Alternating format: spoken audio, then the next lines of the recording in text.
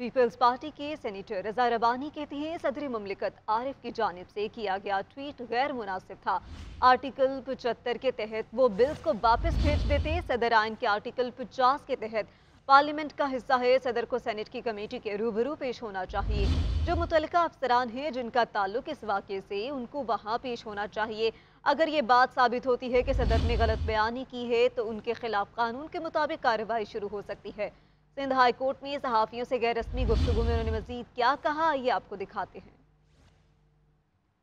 صدر جو ہے وہ آرٹیکل 50 کے تحت پارلیمان کا حصہ ہے۔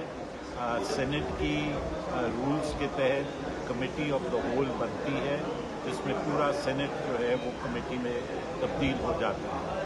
پریزیڈنٹ کو اس کمیٹی کے سامنے پیش ہونا چاہیے اور جو متعلقہ ان کے افسران ہیں جن کا تعلق اس ایپیسوڈ سے ہے، ان کو وہاں پہ پیش ہونا چاہیے اور اس کمیٹی کو پوری تحقیقات کرنی چاہیے کہ ایکچوئل فیکٹس جو ہیں وہ کیا ہیں۔ انکوائری کر سکتا ہے کیونکہ پارلیمان جو ہے وہ 3 چیزوں پہ مشتمل ہے آرٹیکل 50 کے تحت: نیشنل اسمبلی، سینٹ اور صدر۔ اور سینٹ جو ہے وہ مکمل ہے، سینٹ فنکشنل ہے، سینٹ انکوائری کر سکتا ہے۔